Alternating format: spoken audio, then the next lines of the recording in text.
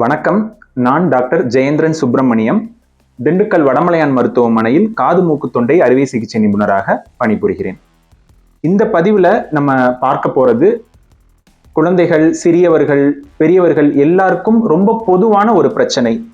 Especially இந்த ஒரு winter சீசன்ல பெரும்பாலான பேஷண்ட்ஸ் நம்ம ஓபிடியில் வரும்போது வர கம்ப்ளைண்ட்ஸ், சார் கண்டினியூவஸா அடுக்கு தும்மல் வருது, மூக்குல இருந்து தண்ணியா கொட்டுது, மூக்கு அடைப்பு ஏற்படுது, மூக்கு அரிப்பு ஏற்படுது. ஸோ இந்த மாதிரி கம்ப்ளைண்ட்ஸோட மோஸ்ட் ஆஃப் த பேஷண்ட்ஸ் வருவாங்க. இந்த கம்ப்ளைண்ட்ஸோட வர பேஷண்ட்ஸுக்கு நம்ம பார்க்கக்கூடிய ப்ராப்ளம் என்னன்னா அலர்ஜிக் ரைனைட்டிஸ் அப்படின்னு சொல்லக்கூடிய ஒரு காமனான பிரச்சனை. இதை நம்ம மூக்கில் ஏற்படக்கூடிய அலர்ஜி தொந்தரவு அப்படின்னு சொல்றோம். முதல்ல நம்ம அலர்ஜி அப்படின்னா என்னங்கிற புரிதல் நமக்கு வேண்டும். அலர்ஜி இதை நம்ம ஈஸியா புரிஞ்சுக்கணும்னா, ஃபார் எக்ஸாம்பிள் ஒரு சில பேர் சொல்லுவாங்க, சார் நான் புதுசா ஒரு சோப் யூஸ் பண்ணாலோ, ஒரு க்ரீம் யூஸ் பண்ணாலோ, இல்லை துணிக்கு புதுசா ஒரு டிட்டர்ஜென்ட் யூஸ் பண்ணாலோ எனக்கு உடம்புலாம் தடிப்பு தடிப்பா தோல் பகுதியில் வந்துடுது, உடம்புலாம் அரிப்பு கொடுக்க ஆரம்பிக்குது அப்படின்னு சொல்லுவாங்க. இதை நம்ம ஸ்கின்ல ஏற்படுற அலர்ஜி, தோலில் ஏற்படக்கூடிய அலர்ஜி தொந்தரவுன்னு சொல்லுவோம். அதே மாதிரி ஒரு சில பேருக்கு கண்ணில் அலர்ஜி ஏற்படும், அது அலர்ஜி கன்ஜங்டிவைட்டிஸ்ன்னு சொல்லுவோம். கண்ணில் ஏதோ ஒரு தூசியோ ஒரு பொருளோ ஒரு புகையோ பட்டுருச்சுன்னா அவங்களுக்கு கண்ணெலாம் எரிச்சல் ஏற்பட ஆரம்பிக்கும், கண் செவக்க ஆரம்பிக்கும், அது அதிகமான தொந்தரவுகளை அவங்களுக்கு கொடுக்கும். இதை நம்ம அலர்ஜிக் கன்ஜங்டிவைட்டிஸ்ன்னு சொல்லுவோம். இது கண்ணில் ஏற்படக்கூடியது. இதே போல மூச்சு குழாயில ஏற்படக்கூடிய அலர்ஜியை தான் நம்ம ஆஸ்துமா, வீசிங் தொந்தரவுன்னு சொல்றோம். ஸோ அதே மாதிரி மூக்குல ஏற்படக்கூடிய அலர்ஜி தொந்தரவை தான் நம்ம அலர்ஜிக் ரைனைட்டிஸ் அப்படின்னு சொல்றோம்.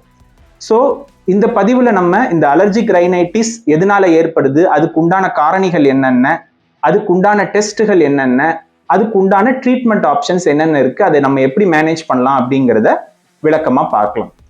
ஸோ இந்த அலர்ஜிக் ரைனைட்டிஸ் எதனால ஏற்படுது, அதாவது இந்த மூக்கில் ஏற்படக்கூடிய அலர்ஜி தொந்தரவுகளுக்கு முக்கியமான காரணம் என்ன அப்படின்னு நம்ம பார்த்தோம்னா, நம்மளை சுத்தி இருக்கிற அலர்ஜியை காஸ் பண்ணக்கூடிய விஷயங்கள், அது எதுவா வேணாலும் இருக்கலாம். நம்ம என்விரான்மெண்ட்டை சுத்தி இருக்கக்கூடியது, நம்ம சுற்றுப்புற சூழலை சுத்தி இருக்கக்கூடிய எந்த ஒரு பொருட்களுமே நமக்கு அலர்ஜியை உருவாக்கலாம். ஸோ அலர்ஜியை உருவாக்கக்கூடிய காரணிகள் அப்படிங்கிறத நம்ம 4 விதமா பிரிக்கலாம். ஒன்று என்விரான்மெண்டல், அதாவது நம்மளை சுத்தி இருக்கக்கூடிய புழுதி, தூசி, ஒரு புகை, ஒட்டடை, இது மாதிரி எந்த ஒரு விஷயமுமே நமக்கு அலர்ஜியை உண்டாக்கலாம். இன்னொன்று கெமிக்கல் சப்ஸ்டன்சஸ், அதாவது ஒரு காஸ்மெட்டிக்ஸ், பெர்ஃப்யூம்ஸ், இந்த மாதிரி ஒரு விஷயங்கள் இதுக்கு எக்ஸ்போஸ் ஆகிறாங்க, இதெல்லாம் இன்னொரு காஸ்.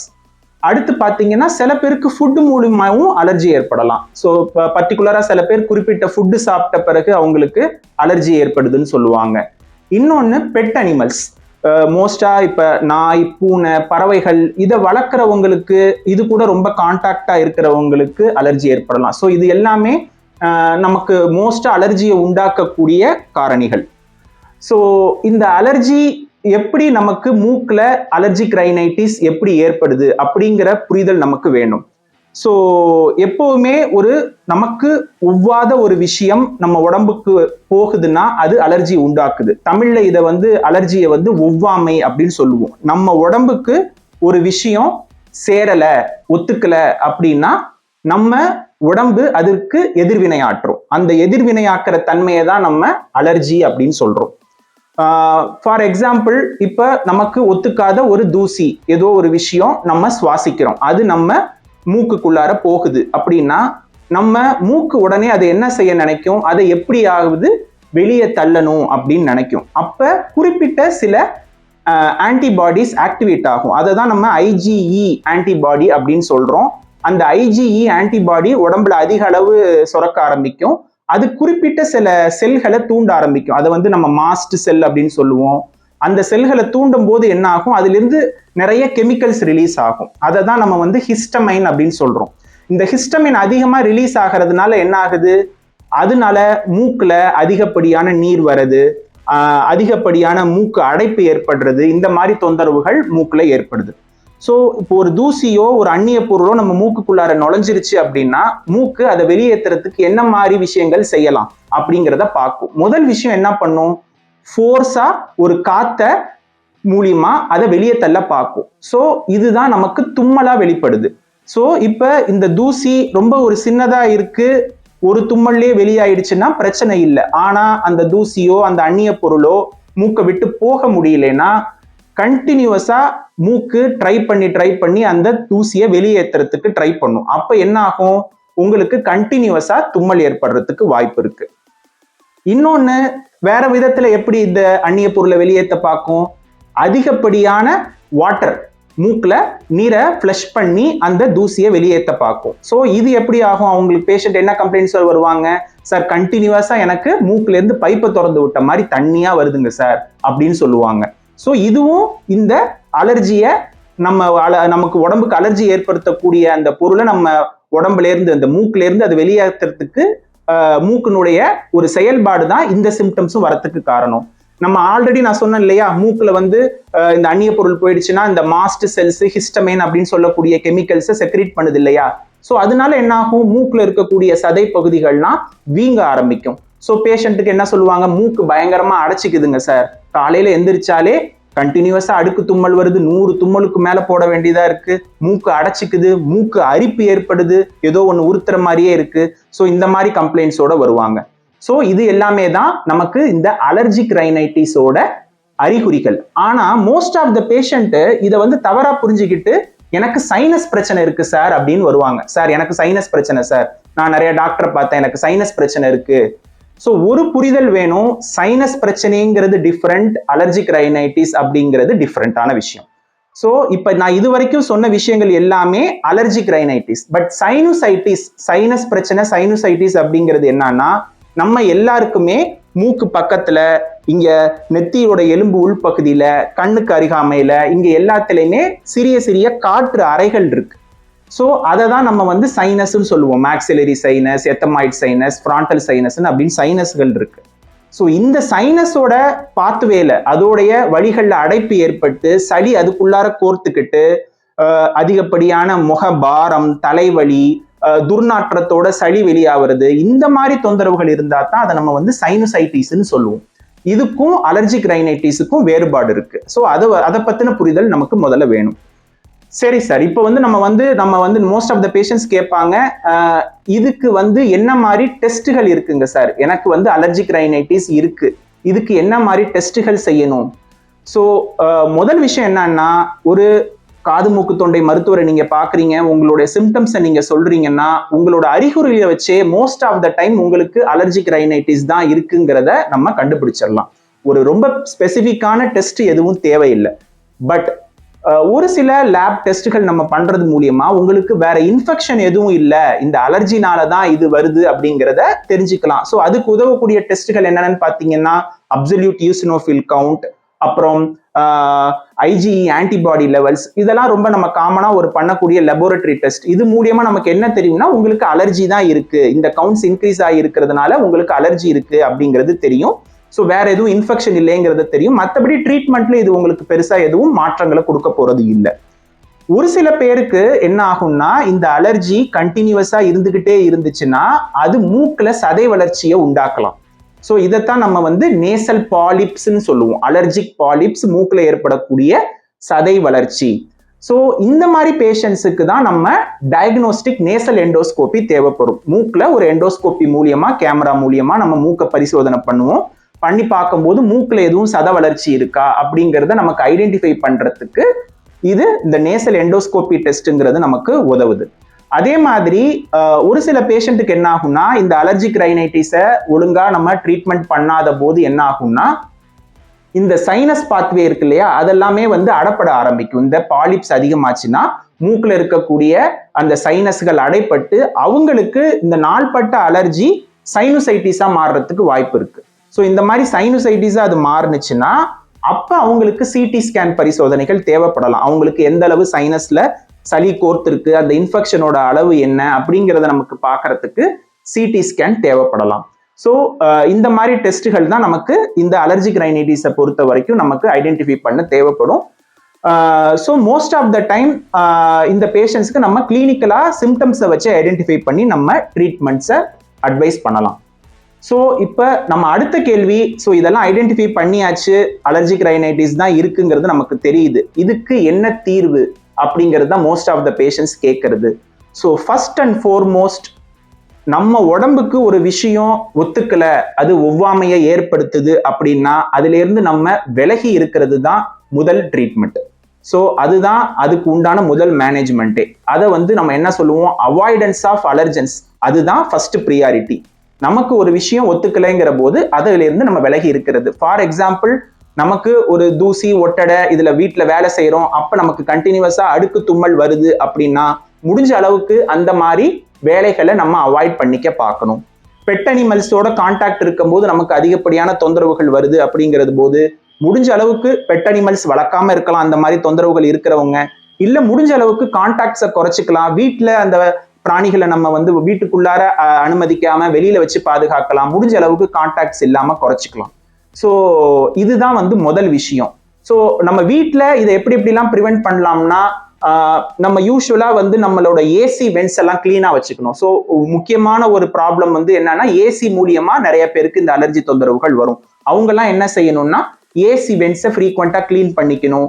ரொம்ப ப்ரொலாங்டா ஏசியில உறங்குவது தூங்குவதை தவிர்த்துக்கணும். இந்த மாதிரி விஷயங்கள் ரொம்ப இம்பார்ட்டன்ட். வீட்டுல அதிகப்படியான பொருட்களை சேமிக்காதீங்க. வீட்டுல முடிஞ்ச அளவுக்கு வீட்டை கிளீனா வச்சுக்க பாருங்க. நம்ம இப்போ ஒரு ஹால், வீட்டுல, ரூம்ல இதுல எல்லாம் நம்ம அதிகப்படியான பொருட்களை சேமிக்கும் போது ஈஸியா தூசி போய் அதுல தங்கறதுக்கு உண்டான வாய்ப்புகள் ஜாஸ்தி.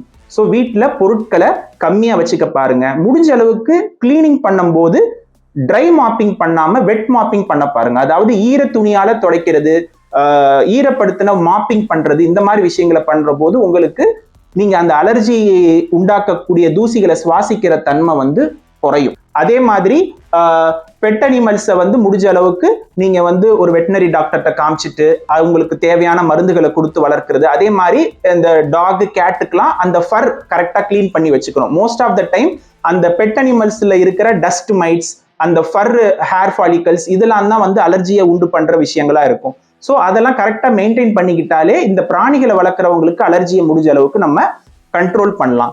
அதே மாதிரி கார் யூஸ் பண்றவங்க காரோட ஏசி வென்ட்டை முடிஞ்ச அளவுக்கு அடிக்கடி கிளீன் பண்ணி வச்சுக்கணும். அதிகப்படியான தூசி இல்லாத போது வேக்கம் கிளீனர் நம்ம யூஸ் பண்ணி கார்ல அதிகமா தூசி சேராம பார்த்துக்கலாம். ஸோ இந்த மாதிரி வழிமுறைகள்ல நம்ம அலர்ஜியை அவாய்ட் பண்ணலாம்.